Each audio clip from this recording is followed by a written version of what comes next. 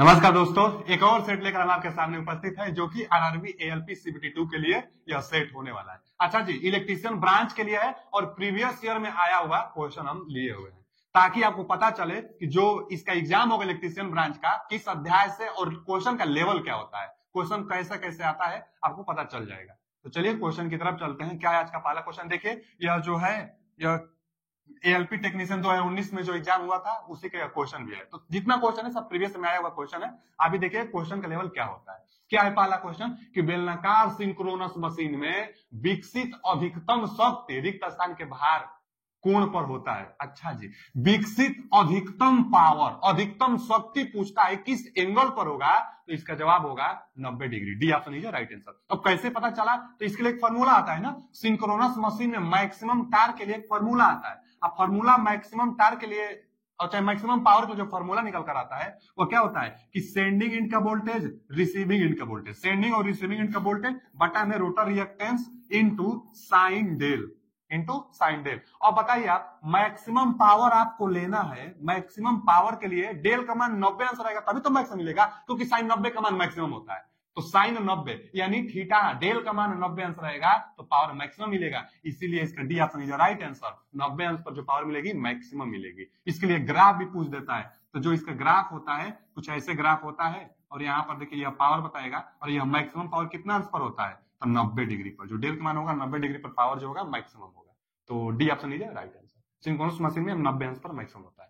आगे, यदि series binding को आर्मेचर के साथ श्रेणी में जोड़ा जाता है, आर्मेचर के साथ श्रेणी में सीरीज बाइंडिंग को जोड़ा जाता है और फिर शंट बाइंडिंग को संयोजन के समांतर में जोड़ा जाता है और फिर जो शंट बाइंडिंग है उसके साथ समांतर में जोड़ा जाता है। क्या बोला है? देखिए, आर्मेचर एक तो बाइंडिंग होता है, आर्मेचर के साथ सीरीज में सीरीज बाइंडिंग। तो चलिए यहां पर हम सीरीज बाइंडिंग कर दे रहे हैं, यह सीरीज बाइंडिंग हो गया।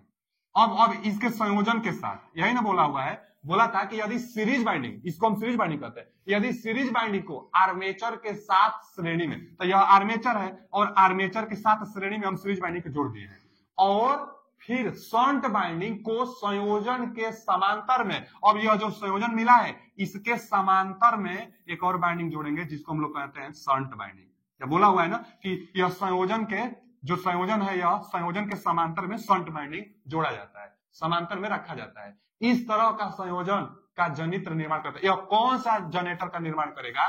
तो कौन सा होता है? देखिए, जनरेटर दो प्रकार से, एक शॉर्ट शंट, एक लॉन्ग शंट जनरेटर। यह लॉन्ग शंट जनरेटर है। क्यों लॉन्ग शंट जनरेटर है? क्योंकि आर्मेचर के साथ सीरीज में सीरीज फील्ड बाइंडिंग जुटेगा, इन सभी से अगर जुटेगा तो यह लॉन्ग शंट जनरेटर है।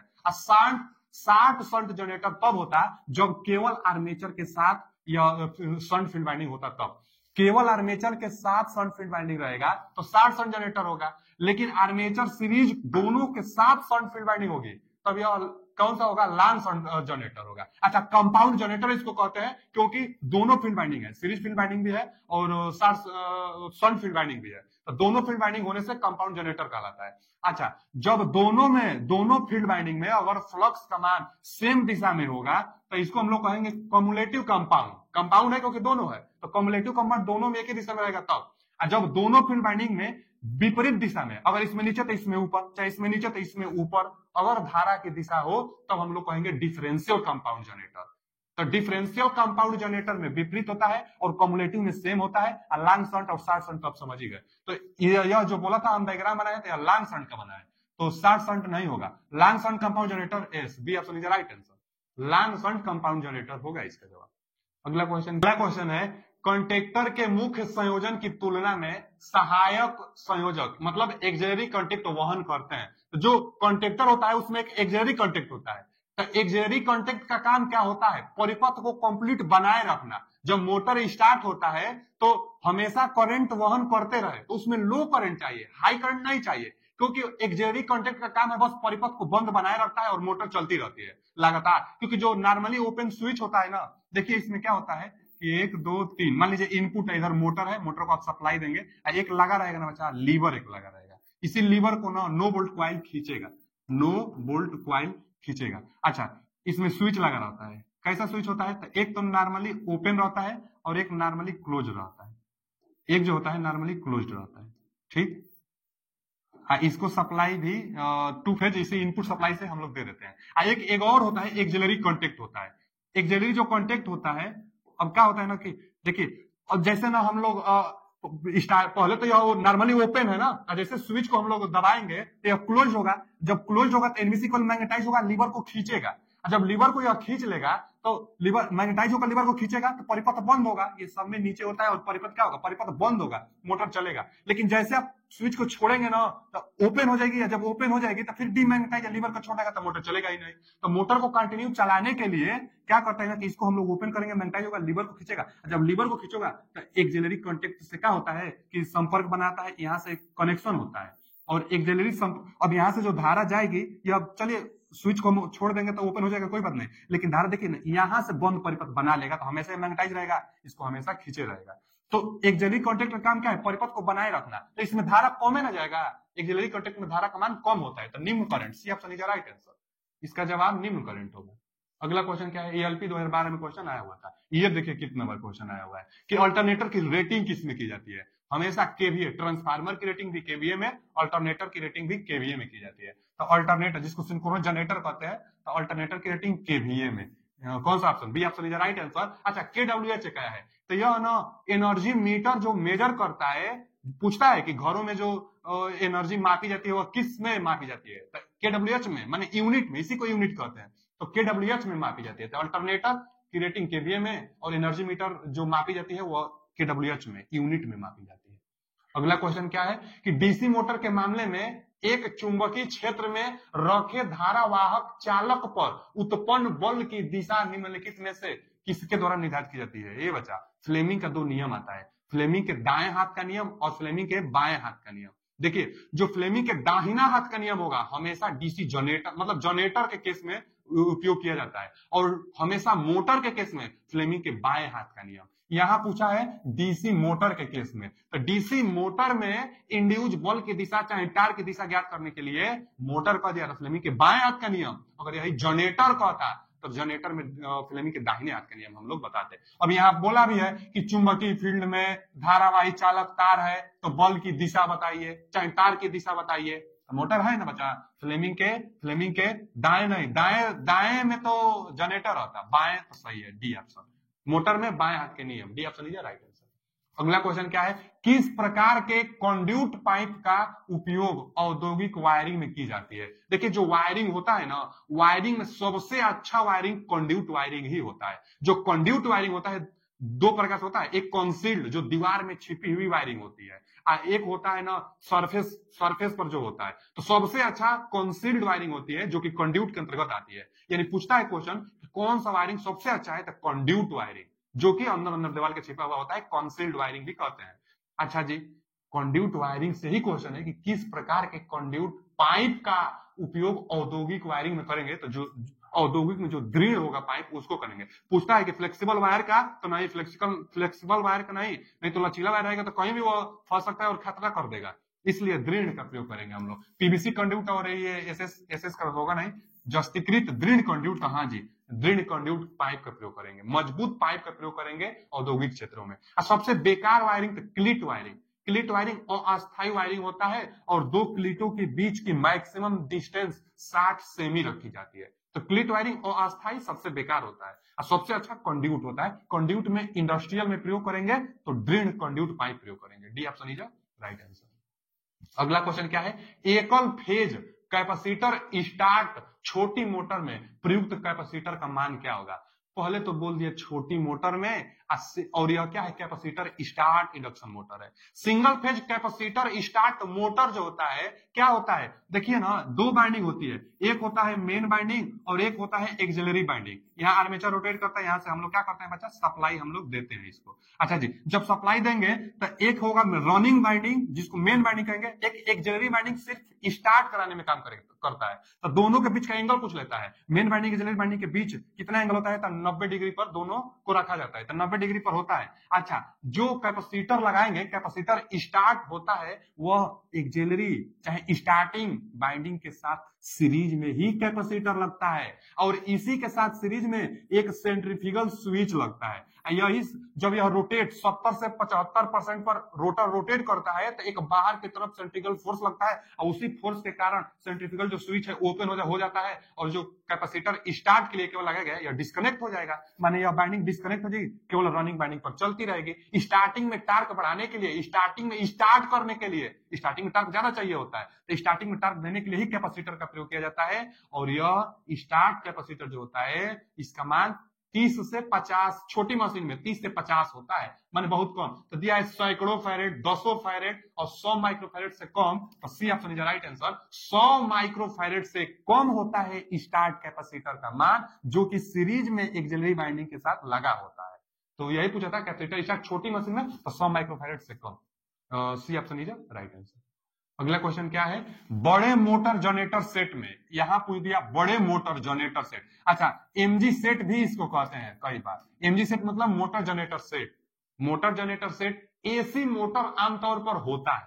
अच्छा जी, एसी मोटर आमतौर पर क्या होता है, मोटर जनरेटर सेट में मोटर भी होता है, जनरेटर भी होता है। जनरेटर डीसी जनरेटर होता है और मोटर सिंक्रोनस मोटर होता है, क्योंकि कांस्टेंट स्पीड से डीसी जनरेटर को रोटेट कराने के लिए सिंक्रोनस मोटर का प्रयोग करते हैं। सिंक्रोनस मोटर कांस्टेंट स्पीड से रोटेट करता है। अच्छा, मोटर जनरेटर का काम क्या होता है, तो एक लेवल से दूसरे लेवल में वोल्टेज को परिवर्तन करने में, चाहे फ्रीक्वेंसी को भी बदल देता है, तो वोल्टेज को बदलने में मोटर जनरेटर सेट का हम लोग प्रयोग करते हैं। इसका जवाब क्या हो जाएगा कि एसी मोटर आमतौर पर होता है, तो C option is right answer, synchronous motor.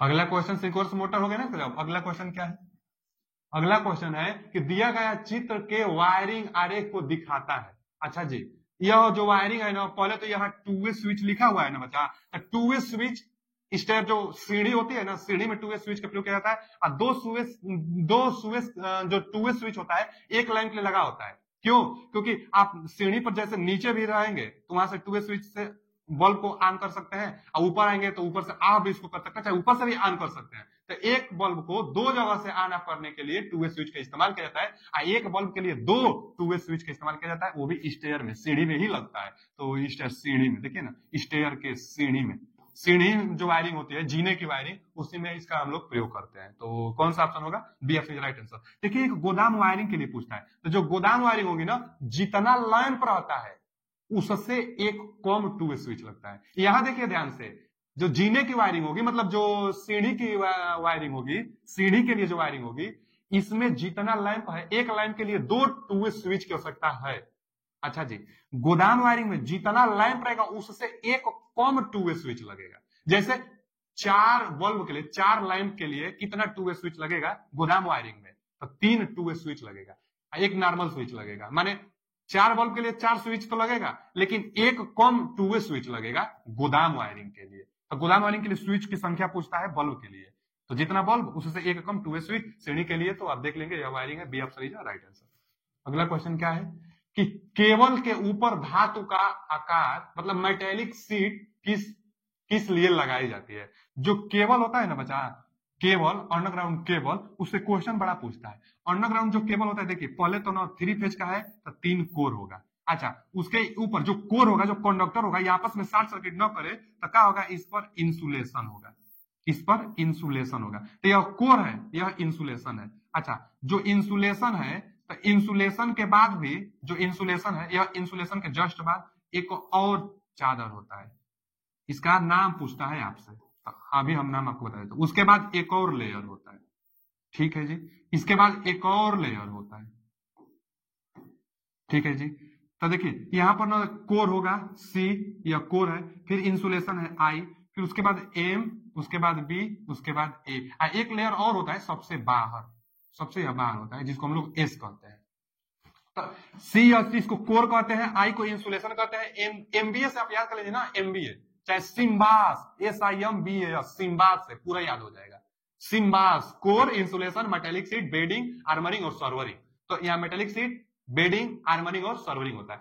Question पूछता है मेटेलिक सीट किसका बना होता है, तो लेड का, पीबी लेड, लेड का मेटेलिक सीट बना होता है। पूछता है बेडिंग किसका बना होता है, तो जूट का, हेसियन जूट चाहे टेप, तो जूट चाहे टेप का बेडिंग बना होता है। आर्मरिंग किसका बना होता है, कुछ क्वेश्चन पूछता है आर्मरिंग, तो आर्मरिंग स्टील टेप का बना होता है, मतलब वो गैल्वेनाइज्ड स्टील का बना होता है, गैल्वेनाइज्ड स्टील का आर्मरिंग बना होता है। और सर्वरिंग तो जूट का ही होता है, रबर का ही बना होता है, सबसे बाहर लेयर होता है सर्वरिंग। अच्छा, क्वेश्चन पूछता है कि जो यह मेटेलिक सीट होता है इसका काम क्या होता है, तो मेटेलिक सीट का काम नमी को अंदर जाने से रुकता है। मान लीजिए कि यह अंडरग्राउंड जो केबल है और अंदर कोर है, नमी जाएगी तो शॉर्ट सर्किट करेगी ना, इंसुलेशन प्रॉपर्टी खो देगा, तो नमी न जाए तो मेटेलिक सीट नमी जाने से रुकता है। यही क्वेश्चन भी है कि केबल के ऊपर धातु मतलब मेटेलिक सीट क्यों लगाया जाता है, केबल के ऊपर मेटेलिक सीट क्यों लगाया जाता है, तो नमी को रोकने के लिए, नमी अंदर न जाए, नमी को रोकने के लिए।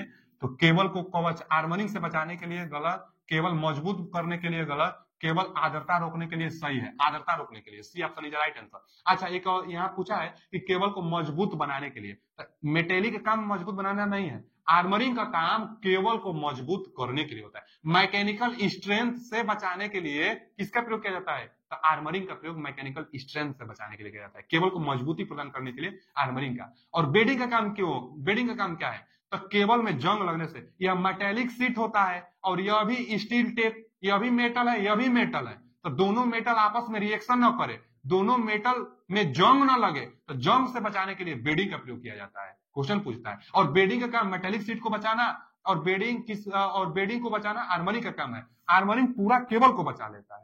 यहां से क्वेश्चन बहुत पूछता है, C option is right answer. अगला क्वेश्चन क्या है कि सोडियम वाष्प मतलब सोडियम वेपर लैंप उत्सर्जित प्रकाश का रंग पीला होता है, पीला होता है। देखिए यहाँ पर B option is right answer. जो देखे होंगे ना, जो लाइट लगा रहता है स्ट्रीट लाइट, पहले बहुत ज्यादा लगता था, अब तो एलईडी लाइट आ गई है। पहले जो सड़कों पर जो लाइट लगती थी वह पीला कलर का जलता था, पीला कलर का, वही सोडियम वेपर लाइन था। सोडियम वेपर लाइन स्टार्ट होने में 10 से 15 मिनट टाइम भी लेता है स्टार्ट होने में, और इसका जो कलर होता है पीला कलर का होता है। स्ट्रीट लाइट में सोडियम वेपर का प्रयोग किया जाता है। 40 लूमेन प्रति वाट तक इसका शक्ति होता है, मतलब उसकी जो इफिशियंसी होगी, तो लूमेन प्रति वाट 40 तक होता है और पीला कलर का जलता है sodium vapour line. B option is right answer. अगला क्वेश्चन क्या है कि लैंप की दक्षता, हम अभी ये बताए हैं कि सोडियम वेपर लैंप की दक्षता लगभग में 40 से 45 लूमेन प्रति वाट। लैंप की दक्षता लूमेन प्रति वाट में मेजर की जाती है, लूमेन प्रति वोल्ट गलत, यहाँ गलत, लक्स वाट गलत, लूमेन प्रति वाट सही है, लूमेन प्रति वाट में 40 लूमेन प्रति वाट हम अभी बोले। अच्छा, लूमेन प्रति वाट, इसके लिए फॉर्मूला क्या होता है, जो इफिशियंसी होता है फ्लक्स बटा में power, input power, input power. इसीलिए ना देखिए यह फ्लक्स है, लूमेन फ्लक्स है, और लूमेन फ्लक्स का मात्रक लूमेन होता है, फ्लक्स का मात्रक लूमेन होता है। तो लूमेन प्रति इनपुट पावर है ना, यह क्या है, इनपुट पावर है। तो इनपुट पावर को VI कहते हैं, इसी को ना फॉर्मूला भी न्यूमेरिकल भी आता है। तो फ्लक्स दिया रहेगा और वोल्टेज देगा, धारा बोलेगा इतना ले रही है, तो उसकी शक्ति बताइए। तो इफिशियंसी निकालने के लिए ना फ्लक्स रख देंगे, अब VI का गुणा करेंगे, जितना है वही लूमेन प्रति वाट इसका जवाब होगा। तो इफिशियंसी निकालने के लूमेन प्रति वाट इसका फॉर्मूला होता है। अच्छा, फ्लक्स का मात्रक हम बताए अभी लूमेन होता है। एक आता है ना लुमिनस इंटेंसिटी, लुमिनस इंटेंसिटी का मात्रक कैंडला होता है। इसको याद करने के लिए एक ट्रिक होता है LIC। LIC आप जानते हो ना, LIC जीवन बीमा, वहीं से याद कर लीजिए। LIC मतलब लुमिनस इंटेंसिटी का मात्रक कैंडला होता है, कई बार पूछता है। तो लुमिनस इंटेंसिटी का मात्रक कैंडला होता है और लुमिनस फ्लक्स का मात्रक लुमेन होता है। अगला क्वेश्चन क्या है कि सोडियम, ये तो अभी क्वेश्चन आया था, पीला होगा ना। अगला क्वेश्चन क्या है कि हाँ जी, देखिए एक डायग्राम, पहले तो आप ये बताइए ना, इस डायग्राम में दो फील्ड बाइंडिंग है, इसको शंट फील्ड बाइंडिंग कहते हैं क्योंकि आर्मेचर के साथ जो पैरेलल में होता है उसी को शंट फील्ड बाइंडिंग कहते हैं, और आर्मेचर के साथ जो सीरीज में होता है इसको हम लोग सीरीज फील्ड बाइंडिंग कहते हैं। दोनों फील्ड बाइंडिंग होता है तो कंपाउंड कहते हैं। अब कंपाउंड या मोटर होगा या तो कंपाउंड जनरेटर होगा।